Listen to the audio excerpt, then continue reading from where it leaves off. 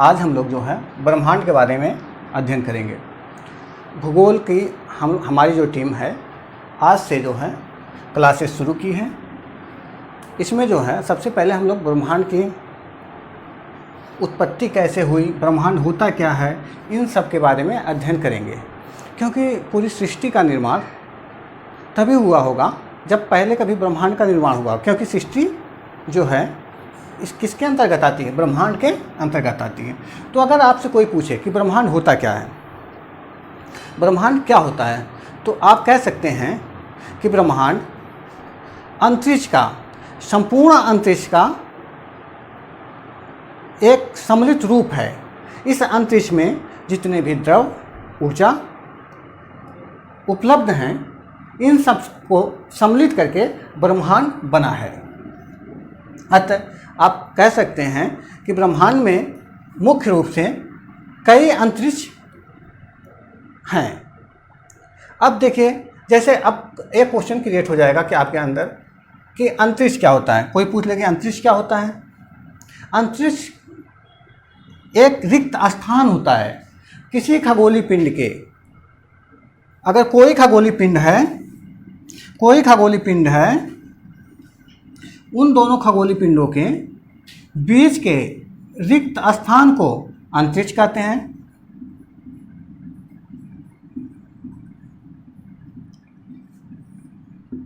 अंतरिक्ष कहते हैं। इस जो रिक्त स्थान है, ये एक खगोलीय पिंड ये है।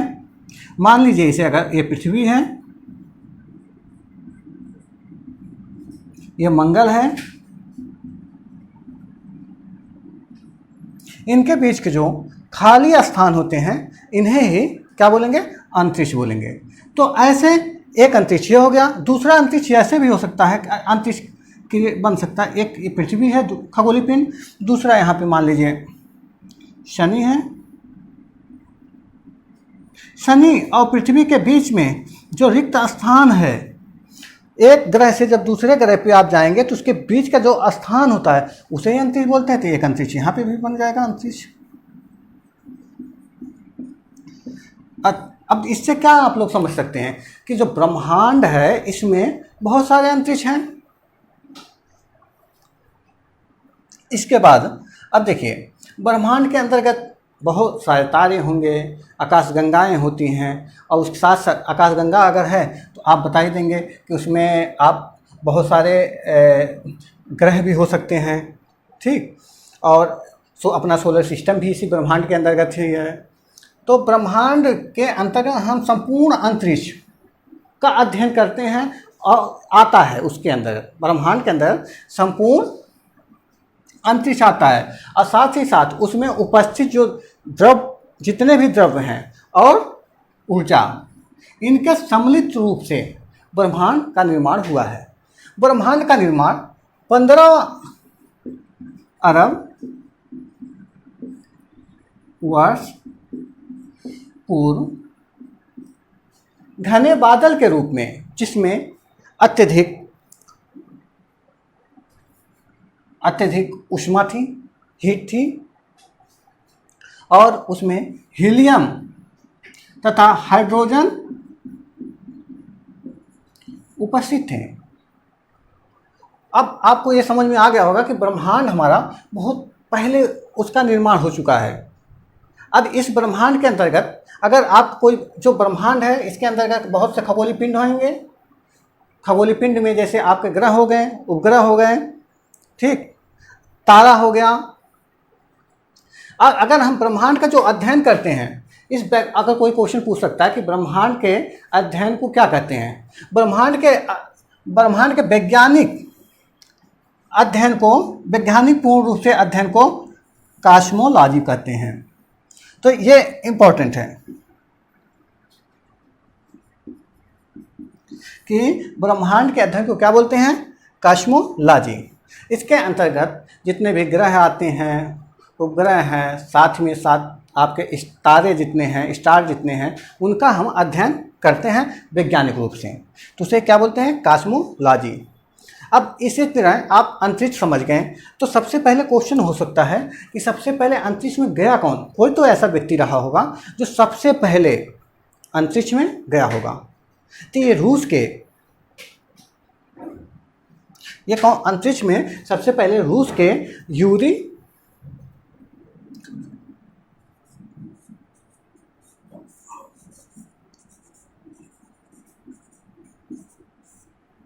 यूरी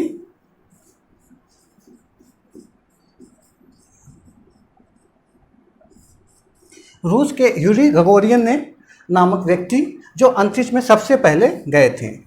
तो आपसे पूछा सकता है कि अंतरिक्ष में सबसे पहले वनडे एग्जाम में कि कौन सबसे पहले अंतरिक्ष में गया था, तो रूस के यूरी गगोरियन ये जो थे सबसे पहले अंतरिक्ष में गए थे। अब हमने आपको एक बार फिर से आप लोग देख लीजिए, ब्रह्मांड होता क्या है। ब्रह्मांड जो होता है संपूर्ण अंतरिक्ष सभी आकाशगंगाएं, सभी खगोलीय पिंड के सम्मिलित रूप को ही ब्रह्मांड कहते हैं। अंतरिक्ष क्या होता है कोई पूछ ले तो किसी दो खगोलीय पिंडों के बीच जो रिक्त स्थान होता है इसे ही अंतरिक्ष कहते हैं। अब ऐसे एक ब्रह्मांड में बहुत सारे अंतरिक्ष हो सकते हैं। एक ही ब्रह्मांड में बहुत सारी आकाशगंगाएं होती हैं। एक आकाशगंगा में बहुत सारे तारे होंगे। इस तरह इस ब्रह्मांड का निर्माण हुआ है। आप कहेंगे कि निर्माण में क्या क्या, अब जिस ब्रह्मांड में के अंतर्गत अगर आप देखें तो देखिए अंतरिक्ष आ रहा है और द्रव्य और ऊर्जा आ रहा है, ठीक। तो द्रव्य और ऊर्जा जो शब्द है, द्रव्य, ये सबको इसमें समाहित कर लिया है। इसमें जितने भी पदार्थ हैं, चाहे वो ठोस अवस्था में है चाहे द्रव अवस्था में है, इस पूरे पृथ्वी पे या दूसरे ग्रह पे, वो सब इसके अंतर्गत आ गए हैं। अभी तक हम लोगों ने अध्ययन कर लिया है, अभी तक हम लोगों ने ब्रह्मांड का क्या होता है उसकी परिभाषा को हमने पढ़ लिया। अब ब्रह्मांड की उत्पत्ति से संबंधित तरह तरह के भूगोलवेताओं द्वारा तरह तरह की परिकल्पना दी गई जो समय समय पे परिवर्तित होती गई। वर्तमान समय में जो आधुनिक परिकल्पना है महाविस्फोटक सिद्धांत या बिग बैंग थ्योरी जो है, जो जॉर्ज लेमेत्रे द्वारा दिया गया, ये चल रहा है। लेकिन आप इसके बारे में हम लोग डिटेल से अध्ययन करेंगे। लेकिन इससे पहले आप लोगों को थोड़ा सा पता होना चाहिए कि गैसीय परिकल्पना कौन दिए थे। तो गैसीय परिकल्पना का सिद्धांत ब्रह्मांड की उत्पत्ति से संबंधित कांट ने दिया था। उसके बाद निहारिका परिकल्पना, इससे ये निहारिका परिकल्पना है, इसमें इसके जो सिद्धांत को लाप्लास ने दिया था। इसके ऐसे आपसे मिलान करने के लिए पूछ सकता है।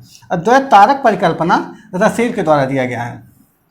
लेकिन आपको जो मुख्य रूप से याद रखना है महाविस्फोटक सिद्धांत, ये किसके द्वारा दिया गया था? जॉर्ज लेमेत्रे के द्वारा।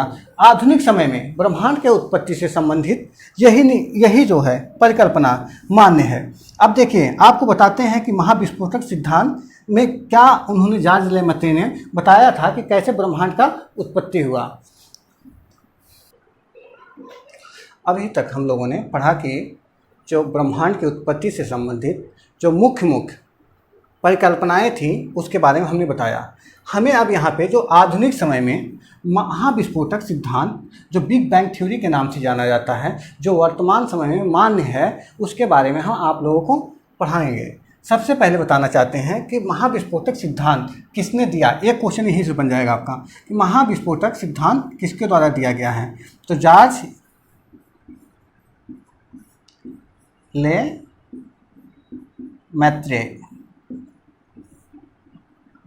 जो भूगोल शास्त्री थे, इनके द्वारा, जॉर्ज लेमेत्रे के द्वारा महाविस्फोटक सिद्धांत 1927 ईस्वी में दिया गया। इन्होंने बताया जो आज ब्रह्मांड इतना बड़ा दिखता है, इन्होंने कहा कि ब्रह्मांड वास्तव में पहले वो इतना बड़ा नहीं था। पूरा ब्रह्मांड एक प्रोटॉन से भी छोटा मान लीजिए। अगर प्रोटॉन से छोटा दिखाया जाए तो यहाँ पे इस बोर्ड पे दिखा पाना संभव नहीं है। लेकिन आप लोग समझिए कि मान लीजिए इस बिंदु से भी छोटे पार्ट में एक परमाणुविक इकाई के रूप में, एक परमाणुविक इकाई से भी छोटे रूप में पूरा ब्रह्मांड इसमें एक संकुचित होकर एक बिंदु के रूप में था। एक बिंदु के रूप में पूरा ब्रह्मांड संकुचित होके था। ये जो बिंदु था एक प्रोटॉन से भी छोटा कह सकते हैं आप, या आप कहिए कोई परमाणुविक जो तत्व है उससे, उसके जो एलिमेंट होते हैं उससे बहुत छोटे, जो नग्न आंखों से नहीं देख सकते हैं, इतने में वो संकुचित था। एक दिन क्या हुआ, इसमें विस्फोट हो गया, अचानक में इसमें विस्फोट हुआ। और विस्फोट से ये जो प्रोटॉन से भी छोटा प्रोटॉन से भी छोटा बिंदु था वो कई भागों में टूटा और उससे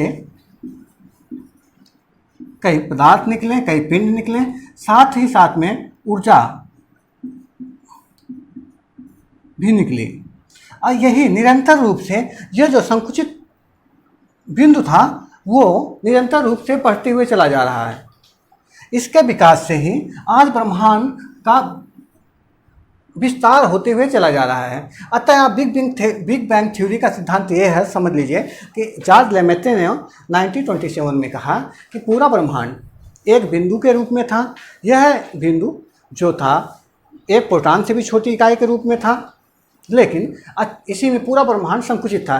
लेकिन अचानक एक दिन इसमें विस्फोट होता है। विस्फोट के कारण इसमें तरह तरह के पिंड, साथ में ही ऊर्जा रिलीज हुई और ये जो थे इनका प्रसार होते गया, इन पिंडों का प्रसार होता गया।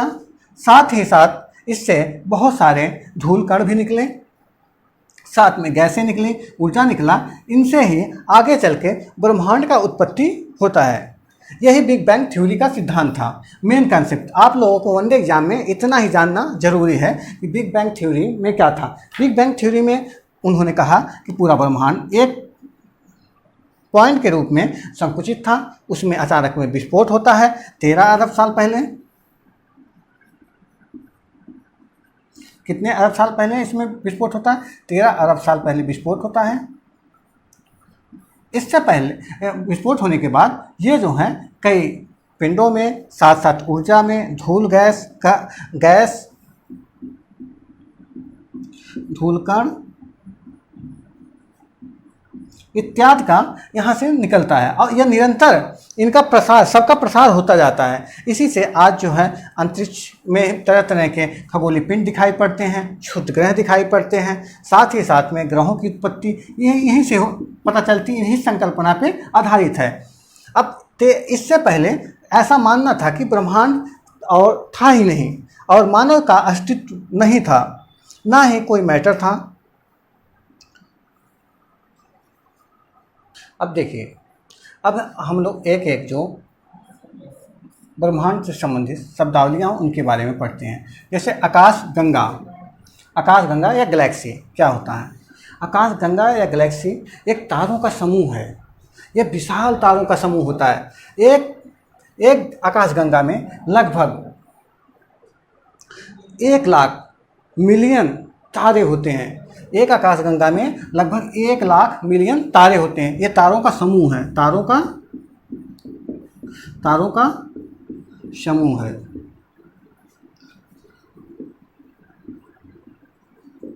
ठीक, इसमें एक आकाश गंगा में लगभग 1 लाख मिलियन तारे होते हैं। अब क्या होता है, देखिए 1 लाख मिलियन तारे हैं तो अब ये क्वेश्चन आपसे ये नहीं पूछेगा कि आकाशगंगा क्या होते हैं कंपटीशन में। क्वेश्चन ये पूछ सकता है कि हम जिस आकाशगंगा में रहते हैं उसका क्या नाम है? उसका नाम है मिल्की वे।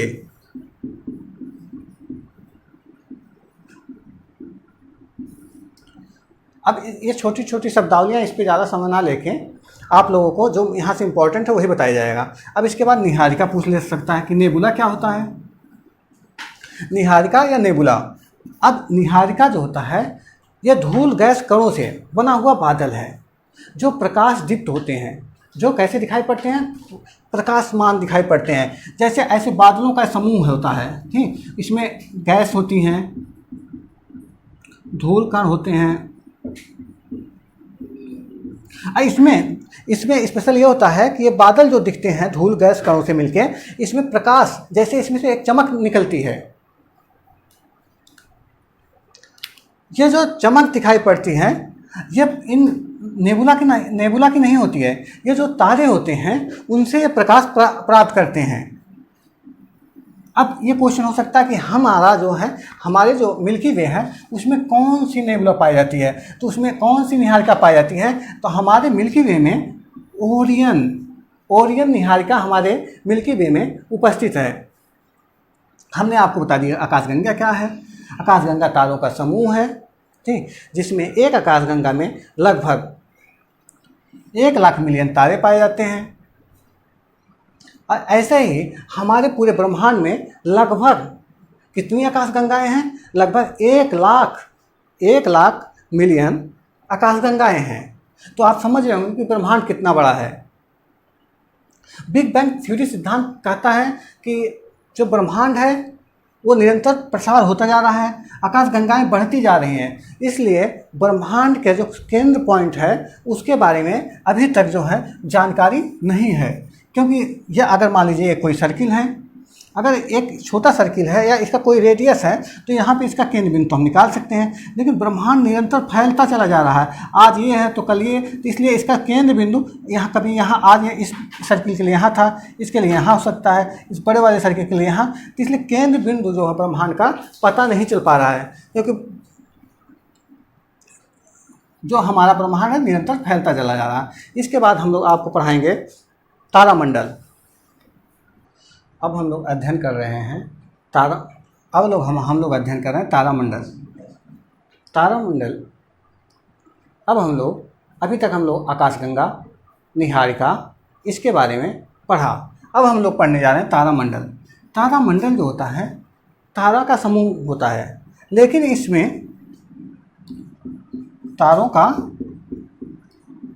समूह होता है, लेकिन इन तारों के समूहों का एक विशिष्ट आकृतियां होती हैं। इस तारामंडल जो होता है इसका सबसे, अब देखिए आकाशगंगा माध्यम पर वो भी तारों का समूह था, ठीक, लेकिन यहाँ पे जो तारामंडल होता है, तारामंडल में जो तारे होते हैं उनके समूह का एक विशिष्ट आकृति होती है, एक विशिष्ट आकार होता है। वर्तमान में 89 तारामंडल की खोज हो चुकी है। तारामंडल में सबसे बड़ा हाइड्रा है। तो आप लोगों को यहाँ पे याद करना हो कि जो तारामंडल होता है उसमें तारों का समूह तो होता है, लेकिन उसकी विशिष्ट आकृति होती है, एक संरचना दिखाई पड़ेगी आपको। वर्तमान समय में तारामंडलों की संख्या 89 है। सबसे बड़ा तारामंडल हाइड्रा है। अब उसके बाद आप लोग पढ़िए थे धूमकेतु, कॉमेट्स। धूमकेतु गैस धूल से बने पिंड होते हैं, खगोलीय पिंड होते हैं, जो कि सूर्य का चक्कर लगाते हैं। किसका चक्कर लगाते हैं? सूर्य का चक्कर लगाते हैं। ये गैस और धूल कणों से बने होते हैं। अब इसका जैसे एग्जाम्पल देखिए, टेम्पल 1, हेली इत्यादि जो हैं धूमकेतु हैं। धूमकेतु जो होते हैं ये भी गैस धूल कणों से बने होते हैं, लेकिन ये क्या करते हैं? किसका चक्कर लगाते हैं? सन का, ये सूरज का चक्कर लगाते हैं। इसके एग्जाम्पल है टेम्पल 1, हेली आदि। इसके बाद अभी तक हम लोग आकाशगंगा, निहारिका और इसके पहले हम लोगों ने पढ़ा है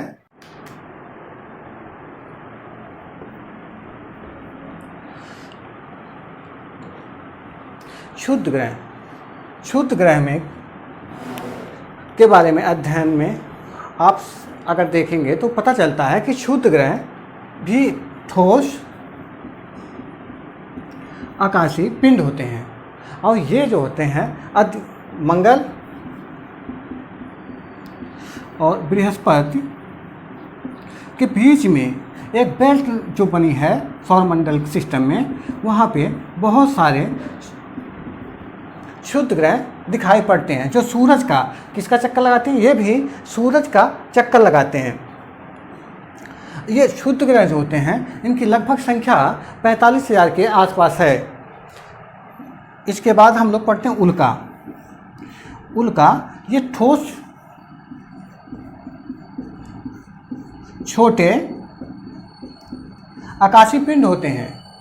लेकिन जब ये वायुमंडल, पृथ्वी की वायुमंडल में आते हैं तो इनमें मेजोस्फीयर जो आप पढ़े होंगे, मध्यमंडल में उल्का पिंड आते ही घर्षण के कारण ये जलकर खत्म हो जाते हैं, इसलिए ये पृथ्वी पे नहीं आ पाते हैं। इसके बाद हम लोग पढ़ते हैं उपग्रह में आप किसे उपग्रह, देखिए जो उपग्रह पढ़ने से पहले हमें ग्रह बताना होगा आपको। प्लैनेट, ग्रह जो होते हैं खगोलीय पिंड होते हैं जो सूरज का चक्कर लगाते हैं। ग्रह होने के लिए 2006 में चेक गणराज्य में इंटरनेशनल एस्ट्रोनॉमिकल यूनियन की एक कॉन्फ्रेंस होती है, उसमें ग्रह की परिभाषा दी गई कि ग्रह के लिए कोई भी पिंड, खगोलीय पिंड ग्रह तभी होगा जब वह 3 कंडीशन को फॉलो करे। नंबर 1 वो है शेप में लगभग गोलाकार होना चाहिए। कोई भी पिंड शेप में लगभग गोलाकार तभी होगी जब उसमें गुरुत्वाकर्षण होगा। नंबर 1 इसका शेप में क्या होना चाहिए, ग्रह होने के लिए गोलाकार होना चाहिए। दूसरा, वह किसी तारा जैसे हमारे यहाँ सूरज, हमारे सौरमंडल में सूरज तारा है, तो सूरज के चक्कर वह जो ग्रह होना चाहिए। दूसरी कंडीशन ये है कि किसी तारे का वो चक्कर लगाता हो, ठीक, तो या सूरज का चक्कर लगाता हो क्योंकि सूरज भी तारा है। तीसरी कंडीशन है ग्रह होने के लिए, ग्रह वही पिंड होगा जो उसका अपना ऑर्बिट हो। जैसे आप लोग देखते होंगे कि सभी पृथ्वी भी अपने ऑर्बिट में मूव करती हैं, ठीक, उसके साथ साथ बृहस्पति, शनि अपने अपने ऑर्बिट में मूव करते हैं।